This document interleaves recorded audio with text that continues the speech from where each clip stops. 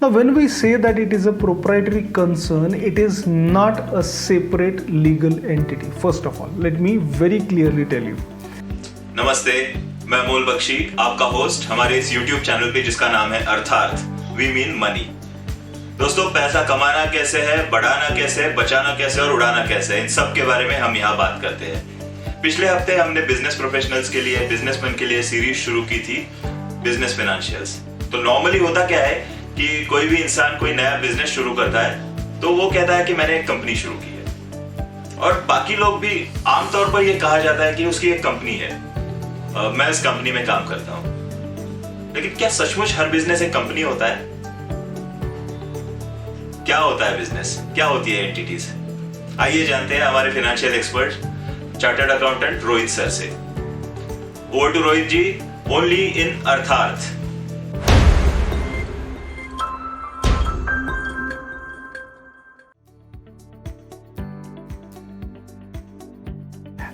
First of all, before we really discuss about different uses of different entities, let me first of all list out which are the entities which could be formed or which are in existence. First, it could be an individual or a proprietary concern. Second, a HUF, that is a Hindu undivided family. Third, a partnership firm. Fourth, a private limited company. Fifth, an LLP. Sixth, a limited company. Seventh, a trust. Eighth, a Section 8 company.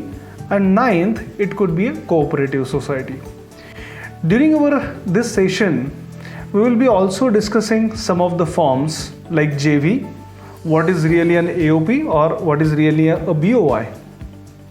So first of all, as we have seen all these 8 or 9 forms, so when we say that it is an individual or a proprietary concern, what really it is? Normally when we say that it is an individual, let's say I'm a professional person and I'm a chartered accountant, I am practicing.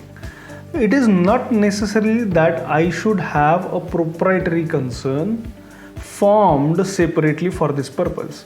It is quite possible that I may be doing the business in my own name. So it could be possible that I will be opening a current account with a bank in the name of Rohit Ranade. That is quite possible. So I do not have any name of my proprietary concern. So that is something which we say that I am doing a business in my individual name. Now when we say that it is a proprietary concern, it is not a separate legal entity. First of all, let me very clearly tell you. It is just that I am giving a trade name to my business. So let's say my trade name is XYZ and company or XYZ and associates. This is something, a trade name which I am using. Now, with this trade name, I will be opening a bank account in a bank, maybe a current account, even savings bank account could be opened in the individual name, but not in the name of a trade name or a business name. So that means whenever I am going ahead with a trade name or a business name, essentially the bank will ask me that I have to open a current account with them. So I will be doing business in my trade name or a business name which is a proprietary concern.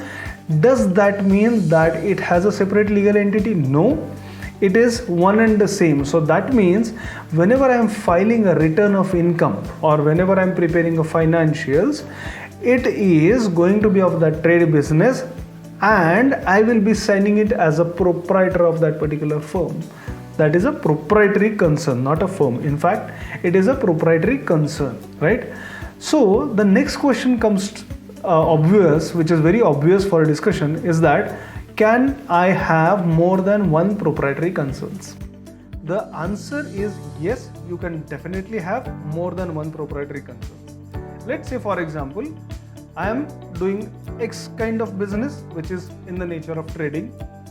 I am also manufacturing some component, so which is I am again doing in a Y firm, right?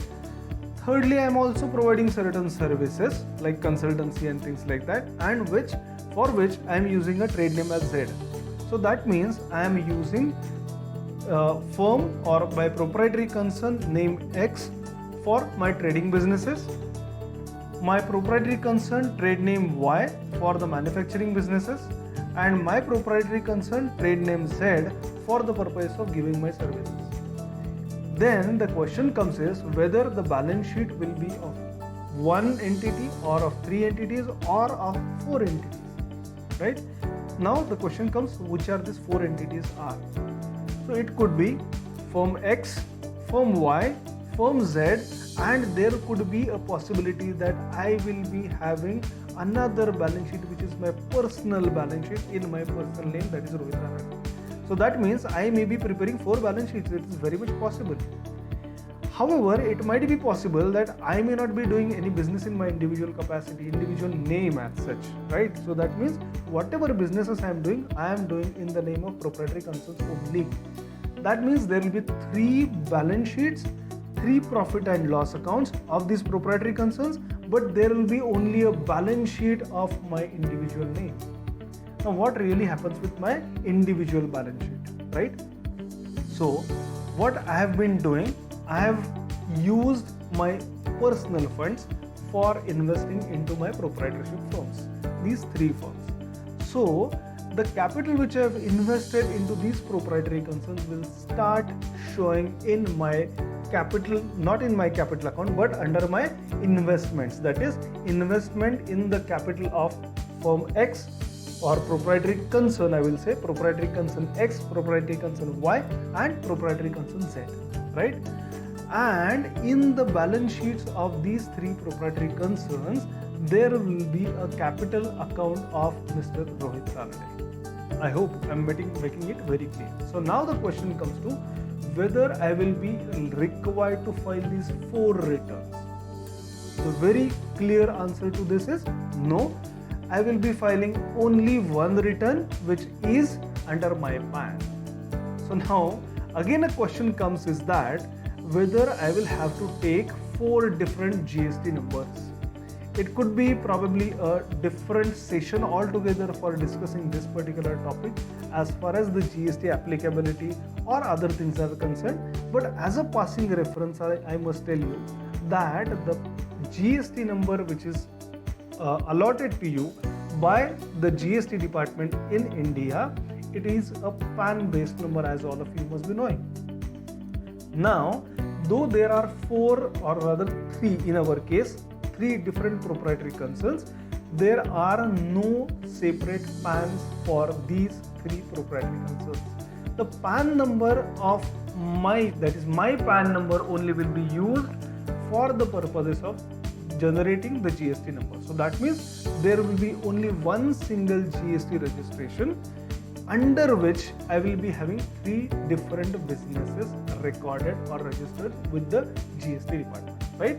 So that means though I am generating three different invoices from these three different proprietary concerns, still I will be using the same GST number as well as the same PAN number, and I will be going ahead with single return of income.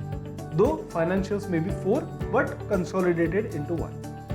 The next entity obviously comes is the HUF, right?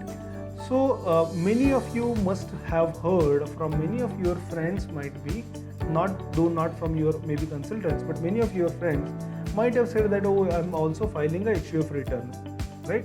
So why this HUF return and what this HUF return is? Now let me first of all tell you that what this HUF is. It is called as Hindu Undivided Family. The question comes is, what is the date of birth of a Hindu undivided family, right? So the Hindu undivided family, that is a HUF, comes into existence when a person, that is a male member, gets married, right? So in a Hindu undivided family concept, essentially there has to be a male member and others will be the co-partners, it is called as, right? So the entity will come into existence on the date of marriage. Let's say as of today I am unmarried, so I am a part of my father's HUF, that is Hindu Undivided Family. The day I get married, I form another HUF. That day, that HUF consists of two members, I will be the karta of the HUF, right? And my wife will be the co-parsoner. When our kids born, in that case they also join my HUF, so then my HUF gets extended. So for the purposes of my HUF, what will be the date of birth which I have to make record in the PAN application is the date on which I got married. I hope you are very clearly able to understand what really HUF is.